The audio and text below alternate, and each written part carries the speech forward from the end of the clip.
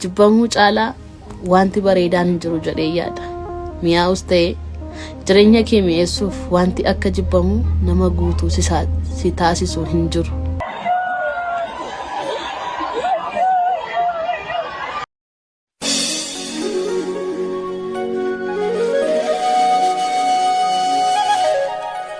ምናልባት የዛሬዋ ምሽት የመጨረሻዋ ምሽት ልትሆን ትችላለች። እኛ ችግሩ ምን ሞት አይመስልንም። 1000 ዓመት አይኖር እንላለን። 100 ዓመት እንኳን ልኖርም የምን 1000 ዓመት ነው?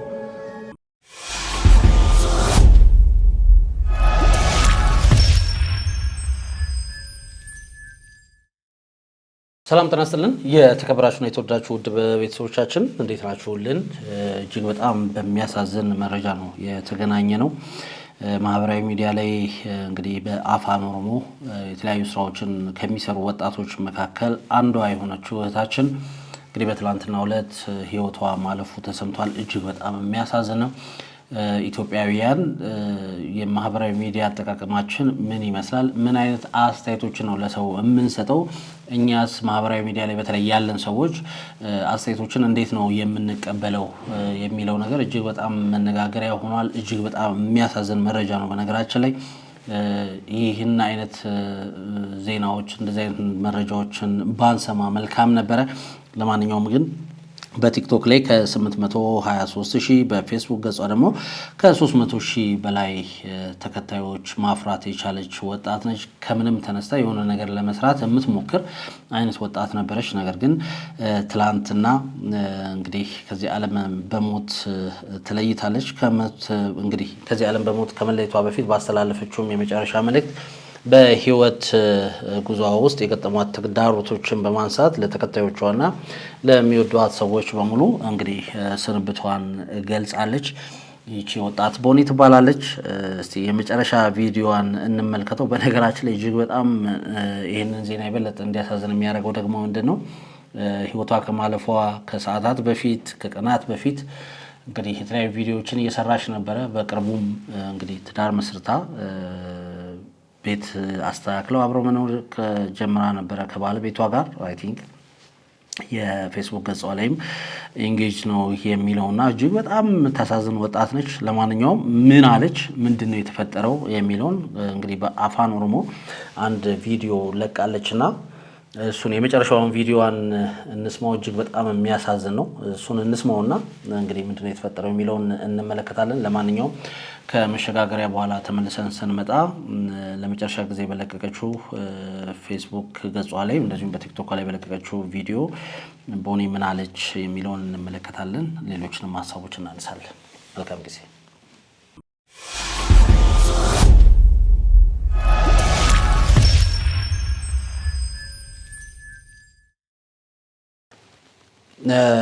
እንዳልኳችሁ በፌስቡክ ገጿ ላይ ቦኒ ጃ ይላል። 312,000 ፎሎወር አሏት። አንድ ሰው ፎሎ ታደርጋለች። ከ1000 በላይ ፖስቶችን አድርጋለች። እንግዲህ እጅግ በጣም የምታሳዝን ወጣት ነች። እንግዲህ ዮሴፍ ጫላ ከሚባል የፍቅር አጋሯ ጋር ትዳር መስርታለች። ለመጨረሻ ጊዜ እንግዲህ አሁን ይሄን ቪዲዮ እየሰራውላችሁ 20 ሰዓት አካባቢ ሆኗታል። ለመጨረሻ ጊዜ ቪዲዮ ፖስት ያደረገችው ይሄን ቪዲዮ ነው። እሱ ቪዲዮ አብረን እንመልከተውና ምን አለች፣ ምንስ ነው የተፈጠረው የሚለውን አብረን እናነሳለን። ከዛ በኋላም እንግዲህ ማህበራዊ ሚዲያ አጠቃቀማችን ጋር ተይዞ እየተነሱ ያሉ ነገሮች ምን ይመስላሉ፣ እንዴት ነው መሆን ያለበት የሚለውን እንመለከታለን። የሮቶኮ ቶኮ ኦጀተኒስ ዋንባ ይጎተኒ እስኒን ደርቡ ጅሬኛ ከበርባደንቲ ጅሬኝ አከሲን በርባደንቲ እስኒን ጅራታ ካፊዩ ቢየለፋ ከነራ ዋንቲ ቦቆና ነማ ከኑ ይወራቴ ዱአ ቆፋል አነሲ አመጉ ያራቲ ዋንዶች እሲንገም እሲን ጅብሲሴ እሲንገድሲሴ ወረጅስታ ይፋውና ወዳ አናፊ ጉያና ጉያ ቦቆና ኮቲቲ የሮ ጋሪ ቀባዳ jechaan qabu bakka anaaf kun guyyaa dhumaati guyyaan boqonnaa koo sarradha isin jaalladha yeroo gaarii qabaadha እንግዲህ ይሄ ቪዲዮ ወደ 55 ሰከንድ አካባቢ ነው እጅግ በጣም ልብ የሚነካ ቪዲዮ ነው እንደሰማችሁት አንዳንዴ በህይወታችን ውስጥ ብዙ ስለታገልን ብዙ ስለሰራን በህይወታችን ውስጥ ለውጥ እናመጣለን ማለት አይደለም የሚል መልእክት ያለው ሐሳብ አለው ከዛ በዘለለም እንግዲህ ቦኒ በህይወት አጋጣሚ ውስጥ ያላስቀየምኳችሁ በሙሉ ይቅርታ አድርጉልኝ የሚል መልእክትን አስተላልፋለች እጇ ላይ ገመድ ነበረ እንግዲህ በትክክልም የተፈጠረው ነገር እጅግ በጣም የሚያሳዝን ነው ይሄን አይነት ነገር ከወጣት ላይ ሲደርስ እንደማየት የሚያም ነገር ምንም የለም እውነት ለመናገር ለመጨረሻ ጊዜ ደግሞ እንግዲህ ፖስት ያደረገችው ልክ ይሄን ቪዲዮ ከመስራቷ በፊት ባሉት ደቂቃዎች ውስጥ ነጋት ያብያ አለፋ የሚል መልእክት ያለው ጽሁፍ አጋርታ ነበረ በነገራችን ላይ ከአንድ ቀን በፊት ግን anyone who wants sure thing what he wants የሚል መልእክት ያለው እንዲሁ ፎቶ አድርጋ ፖስት አድርጋ ነበረ እጅግ በጣም የሚያሳዝን ነው እንዳልኳችሁ ፌስቡክ ላይ እንግዲህ አንዳንድ ቪዲዮዎችን መመልከት ይቻላል ፍጹም ደስተኛ የምትመስል ከጓደኞቿ ጋር ራት እየበሉ የሚያሳዩ ቪዲዮዎች ከፍቅር ጓደኛዋ ጋር እንደዚሁ መኪና ውስጥ የተለያዩ ደስ የሚሉ ጊዜዎችን እያሳለፈች የነበረች የምትመስል ወጣት ነች ነገር ግን ማህበራዊ ሚዲያ ላይ በደረሰባት እንግዲህ ተገቢ ያልሆነ አስተያየት ምክንያት ህይወቷ እንዳለፈ ነው አሁን ላይ እየተነገረ ያለው እጅግ በጣም የምታሳዝን ወጣት ነች በነገራችን ላይ ራሷን ነው ያጠፋችው ተብሏል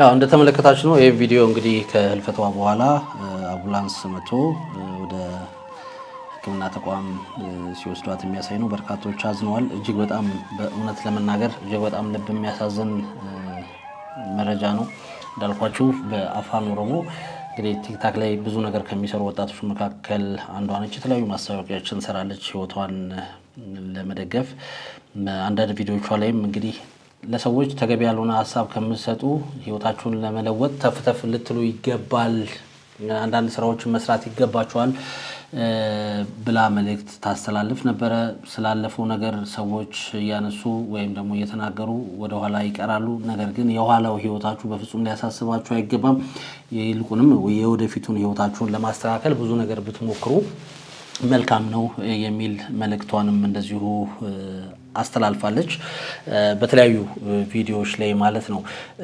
እንዳልኳችሁ ነው በቃ እጅግ በጣም ልብ የሚነካ ልብ የሚሰብር ሁኔታ ነው የተፈጠረው እንግዲህ ወደፊት ፖሊስ ስለ ጉዳዩ ነገሮችን ይፋ ያደርጋል ብለን እንግዲህ እንጠብቃለን ሌላም ተያያዥ ነገሮች ካሉት ነገር ግን አሁን ላይ የተሰማው ነገር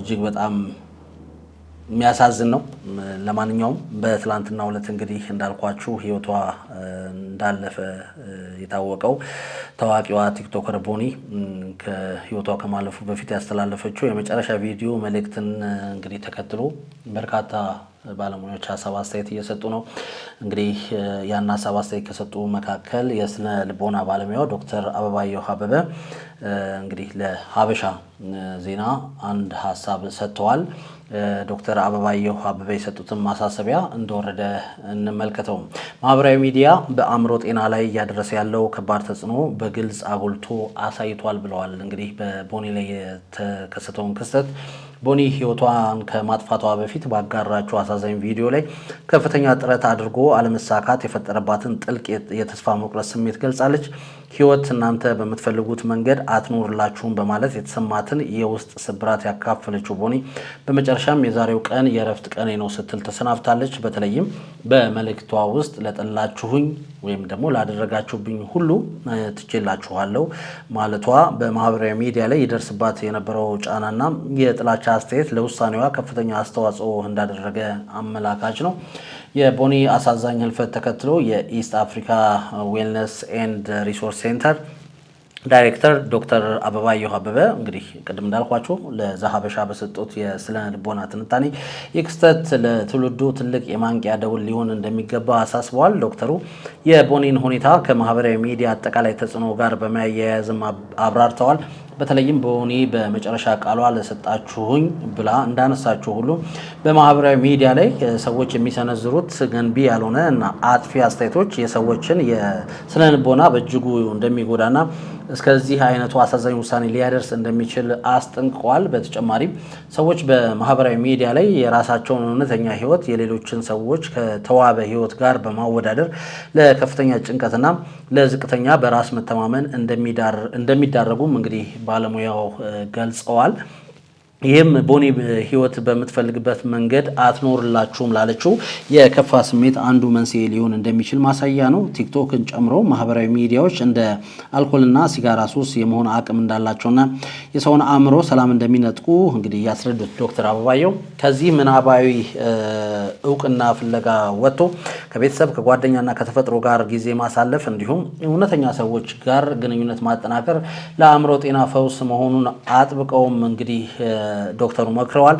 የቦኒ አሳዛኝ ህልፈትና የዶክተር አበባየሁ አበበ ማሳሰቢያ የሚያስተላልፉት የጋራ መልእክት ማህበራዊ ሚዲያን ዓለም ከሚሰጠው ጊዜያዊ ደስታ እና እውቅና ጀርባ አጠቃቀማችንን በጥንቃቄ ካልመራን የሰውን ነፍስ ሊያቆስልና ህይወት ሊቀጥፍ የሚችል ከባድ አደጋ እንዳለው ነው። ስለሆነም የአእምሮ ጤናችንን ለመጠበቅ ከማህበራዊ ሚዲያ ይልቅ ለገሃዱ ዓለም ህይወታችንና ግንኙነታችን ቅድሚያ ልንሰጥ ይገባልን ብለዋል። እንግዲህ ዶክተር አበባየሁ አበበ የስነ ልቦና ባለሙያ ናቸው። ይህንን ሀሳባቸውን አጋርተዋል። ለማንኛውም እጅግ በጣም እንዳልኳችሁ ልብ የሚነካ ልብ የሚሰብር ጉዳይ ነው ከቦኒ ጋር ተያይዞ የተሰማው። ብዙዎች አዝነዋል። አሁንም ቢሆን አድማጭ ተመልካቾቻችን በማህበራዊ ሚዲያ ላይ በተለይ ዘመን አመጣሹ አሁን ቲክቶክ ላይ ብዙ ነገሮች እያየን ነው። በተለይ ከጥንዶች ጋር በሚሰራ ስራ ባልና ሚስት ሆነው የሚሰሯቸው አንዳንድ ቪዲዮዎች አሉ። እነሱን እናያለን፣ አንዳንድ ማስታወቂያዎች እንመለከታለን። ከዛ በዘለለ ደግሞ ሁሉም ቲክቶክ ላይ መልካሙን ነገር ነው ወደ ህዝብ ይዞ የሚመጣውና ያ ነገር የራሱ የሆነ ከፍተኛ ተጽዕኖ አለው። እንደ ቦኒ አይነት ወጣቶች ደግሞ ህይወታቸውን ለመቀየር እንግዲህ በያሉበት መስክ ብዙ ነገር ለማምጣት እየሞከሩም ነበረ። እንደዚህ አይነት ከባድ ነገሮች ሲገጥማቸው ደግሞ እንደዚህ አይነት አሳዛኝ ክስተት ይከሰታል። ለማንኛውም እንግዲህ ፖሊስ ከነቦኒ ጋር ተያይዞ ያለውን ሙሉ መረጃ ወደፊት ይፋ ያደርጋል ብለን እንጠብቃለን። እንግዲህ ለምን ምንድነው ምክንያቷ ራሷ እንዴት ልታጠፋ ቻለች የሚለው ራሱን ችሎ ምርመራ ሊደረግበት ይገባል። ምክንያቱም የሰው ልጅ ዝም ብሎ አይደለም ራሱን ሊያጠፋ የሚችለው። ስለዚህ የተለያዩ ምክንያቶች ሊኖሩት ይችላሉ። ይሄም ነገር እንግዲህ ተጣርቶ ለህዝብ ይፋ ይሆናል ብዬ አስባለሁ። ምክንያቱም ብዙዎች እንግዲህ ከዚህ ጉዳይ ይማሩበታል። እንደዚሁም ደግሞ መጠየቅ ያለበትም አካል ካለ ሊጠየቅ ይገባል። አለበለዚያ እጅግ በጣም ከባድ ነው የሚሆነው።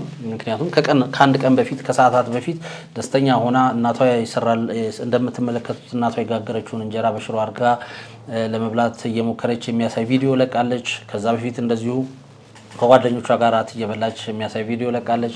ከፍቅር አጋሯ ጋርም እንደዚሁ መኪና ውስጥ ታይታለች። በጣም ደስ የሚል ጊዜ እያሳለፈች እና ከዛ በኋላ ነው እንግዲህ መታ ራሷን ያጠፋችው የተባለው። ስለዚህ ምክንያት ሊኖረው ይችላል። ስለዚህ ይሄ ነገር ሊጣራ ይገባል ማለት እንወዳለን። ነገር ግን አሁንም ቢሆን በማህበራዊ ሚዲያ ምክንያት ሰዎች በጣም ችግር ውስጥ እየገቡ ነውና ጥንቃቄ ሊደረግበት ይገባል። ሰዎች ማህበራዊ ሚዲያ አጠቃቀማችንን መለስ ብለን ልናይ ይገባል። ሁሉም ማህበራዊ ሚዲያ ላይ የምናያቸው ነገሮች በሙሉ እውነት ላይሆኑ ይችላሉ። ስለዚህ ጥንቃቄ ልናደርግ ይገባል። ልንመለከታቸው፣ ልናጤናቸው ይገባል።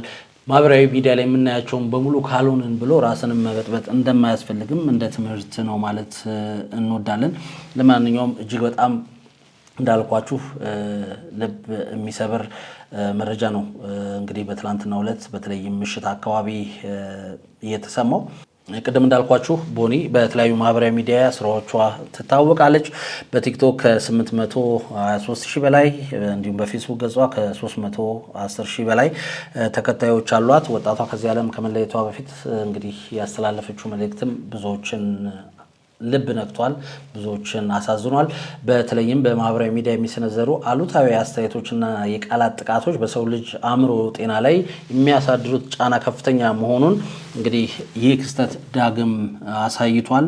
የብዙዎችን ቀልብ የሳበው የመጨረሻ መልእክቷም ለሁላችሁም ይቅርታ አድርጌያለሁ እናንተም ይቅር በሉኝ የሚል ይዘት ነበረው። ይህ አሳዛኝ ክስተት ሁላችንም በማህበራዊ ሚዲያ አጠቃቀማችን ላይ እንድንጠነቀቅና ለሰዎች የምንሰጠው አስተያየት በህይወታችን ላይ የሚያመጣውን ለውጥ እንድንገነዘብ ያደርጋል። በኢትዮ ኢንፎ ስም ግን ለቤተሰቦቿ፣ ለቅርብ ወዳጆቿ እና ለተከታዮቿ በሙሉ እንግዲህ በኢትዮ ኢንፎ ስም መጽናናትን እንመኛለን።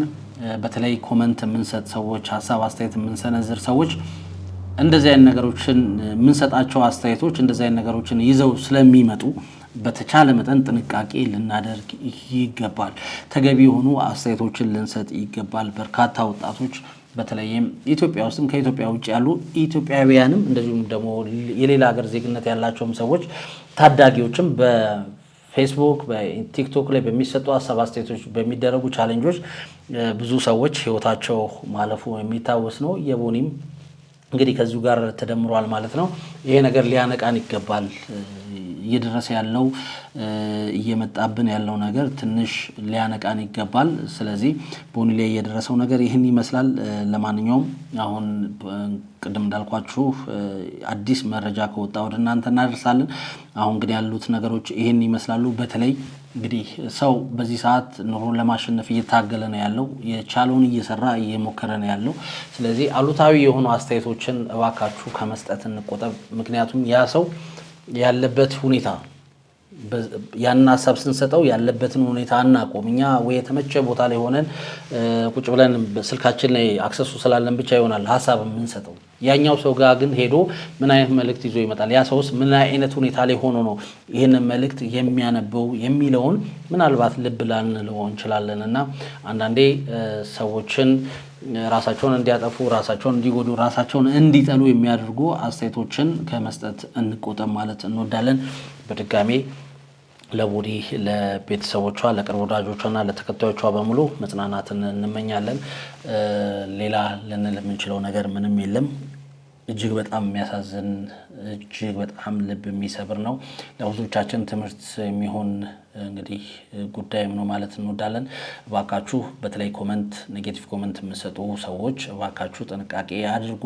ሰዎች ላይ ምን አይነት ተጽዕኖ እንደምታሳድሩ አታውቁትምና ተገቢ የሆነ አስተያየት እንስጥ ማለት እንወዳለን። እንግዲህ ከቦኒ ጋር ተያይዞ ሳራ እንግዲህ በፋሽን የምናውቃት ወይም ኔክስት ፋሽን ባለቤት ሳራ ሀሳቧን ሰጥታለች። ምን አለች የሚለውን አብረን እንስማ።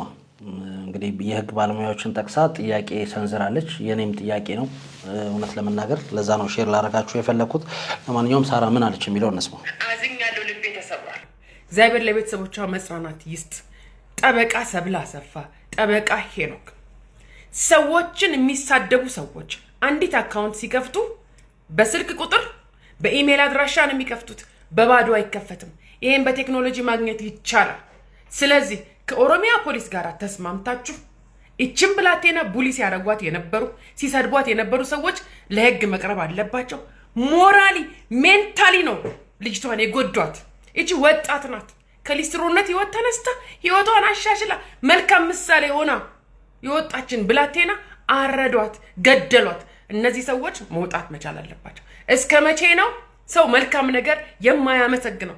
ሰው በመብቱ መልካም ነገር ማመስገን ሲጀምር እነዚህ አይነት የጨለማ ልጆች እየወጡ መሳደብ፣ መራገም፣ ክፉ ነገር መጻፍ፣ ሞራል መንካት እስከ መቼ?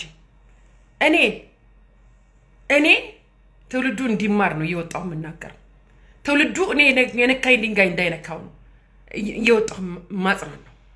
ስለዚህ እግዚአብሔር ደግሞ በዙፋኑ አለ። ለሁላችሁም እንደየስራችሁ ይከፍላችኋል። ገላትያ ላይ ተጽፏል። ሟርት፣ ጠብ፣ ጭቅጭቅ፣ ክፋት፣ አመጻ፣ ተንኮል ሁሉ የዘላለም ህይወት የለውም።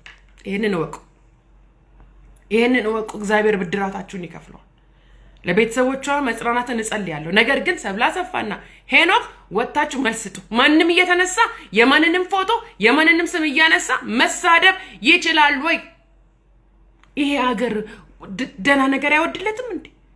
እርግማን፣ ሟርት፣ በኢየሱስ ክርስቶስ ክፋት በዚህ ነው እንዴ መታወቂያችን? እንዴ ሰው ጥሩ ነገር ሲሰራ አይመሰገንም እንዴ?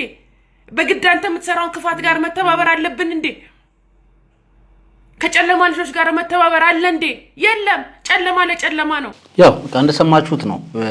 የቦኒ ጉዳይ እጅግ በጣም ልብ የሚነካ ነው። እንዳልኳችሁ ከዚህ በፊትም እንደዚሁ አንድ ታዳጊ እንደዚሁ በእንግዲህ ቲክቶክ ላይ ቡሊ በመደረጓ በሰውነቷ ምክንያት ፕሮግራም ሰርተንላችኋል። እዚህ ጋር እንደምትመለከቱት ባልደረባዬ እስክንድር ነው ይሄን ፕሮግራም የሰራው። ገብታችሁ ማየት ትችላላችሁ። በዚሁ አጋጣሚ እችም ታዳጊ እንግዲህ ቡሊ በመደረጓ ምክንያት በሰውነቷ ሽም ተደርጋ ራሷን እንድታጠፋ ሆኗል። እጅግ በጣም የምታሳዝን ታዳጊ ነበረች። በርካቶች እንግዲህ ዜናውን ከሰሙ በኋላ አዝነዋል። እኛም ፕሮግራሙን ወደ እናንተ አድርሰንላችኋል። ያው እዚህ ጋር ትመለከቱታላችሁ። የቦኒም ጉዳይ ከዛ አይለይ። በርካቶች እንደዚህ እንግዲህ አሁን ሚዲያ ላይ የወጡ በተለይ እንደዚህ ማህበራዊ ሚዲያ ላይ ያሉ ወጣቶች ቡሊ ይደረጋሉ። ስድቦች፣ የተለያየ የማይሆን ሐሳብ አስተያየቶች ይሰጣሉና እባካችሁ በቃ እንደዚህ አይነት ሐሳብ አስተያየት የምትሰጡ ሰዎች ምን አይነት ደስታ እንደሚሰጣችሁ ባላቅም ተገቢ አይደለም። በቃ ጥንቃቄ ሊደረግበት ይገባል። እጅግ በጣም ነው። ሰዎች ቅድም ብያችኋለሁ፣ ሰዎች ያሉበትን ሁኔታ አናቅም። ምን አይነት ሁኔታ ውስጥ እንዳሉ አንረዳም። ምን ሰጣቸው ሐሳብ አስተያየቶች ምን ይዞባቸው እንደሚመጣ አናቅም። ስለዚህ ጥንቃቄ ልናደርግ ይገባል። እንደዚህ የአንዲት ወጣትን ህይወት ይቀጥፋል፣ የአንዲት ታዳጊን ህይወት ይቀጥፋል። ቀጥፎም አይተናል። ሰዎች ህይወትን ለማሸነፍ እየታገሉ ነው ያሉት። እዚህ ላይ እዚህ ትግል ላይ እዚህ ችግር ላይ እንደዚህ አይነት ነገሮች ሲከሰቱ ደግሞ የበለጠ እጅግ በጣም ልብ ነው የሚሰብሩት። ስለዚህ እባካችሁ እንደዚህ አይነት ሐሳብ አስተያየት የምትሰጡ ሰዎች ከድርጊታችሁ ተቆጠቡ።